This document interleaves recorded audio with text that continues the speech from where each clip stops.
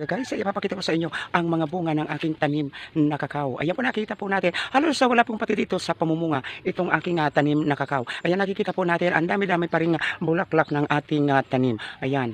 Ano po ang benepisyo hatid ng kakao? Alamin po natin, guys. Ayan, abangan po natin.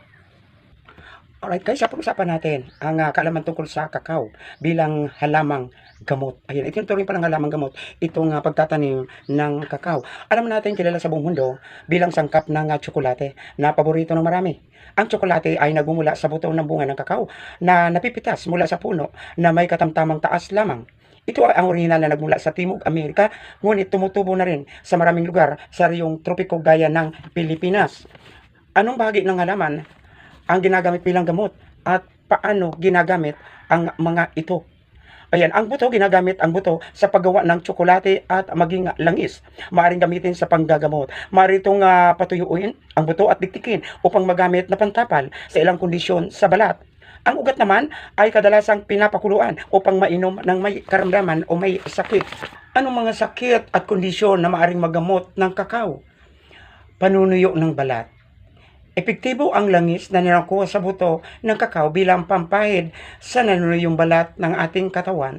Maaari ding dikdikin ang buto at ipampahid sa balat na nanunuyo na at nagbibitak-bitak.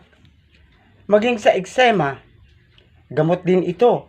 Ang namamagang balat tulot ng ilang karamdaman ay maaring malunasan ng pagtatapal ng dinurog na buto ng kakao na tinusta at hinalo sa maligamgam na tubig. Sa panganganak, ginagamit na mas madaling panganganak ang pag-inom sa pinaglagaan ng ugat ng kakao. Nakakatulong ito na i-stimulate ang mga kalamnan ng uterus sa panganganak. Buwan ng dalaw. Nakakatulong din sa mas mabilis na pagbuhos ng dugo sa panahon ng buwanang dalaw sa mga kababaihan. Iniinom lamang ang pinaglagaan ng ugat ng kakao. Mahinang resistensya. Kung kayo po'y mahina ang inyong resistensya, may ilang pag-aaral na nagsasabi na kakapagpapalakas ng mahinang resistensya ang flavonoids na nakukuha mula sa buto ng kakao. Yung may mga colon cancer, mas mabuting epekto daw sa taong dumaranas ng cancer sa bituka ang pagkain ng dark chocolate. Sakit sa atay.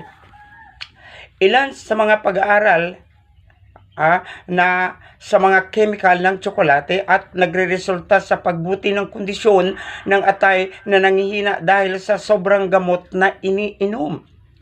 Kung kayo po ay may alta presyon, ang mga flavonoids na nakukuha mula sa dark chocolate ay mahusay na pampababa ng presyon ng dugo. Ayan po, ang iba't ibang gamit ng kakao, hindi lang pang tsokolate, because nakakatulong sa ating kalusugan. Yours truly, Tita Ping Bundal. Magandang umaga, malinaw noon.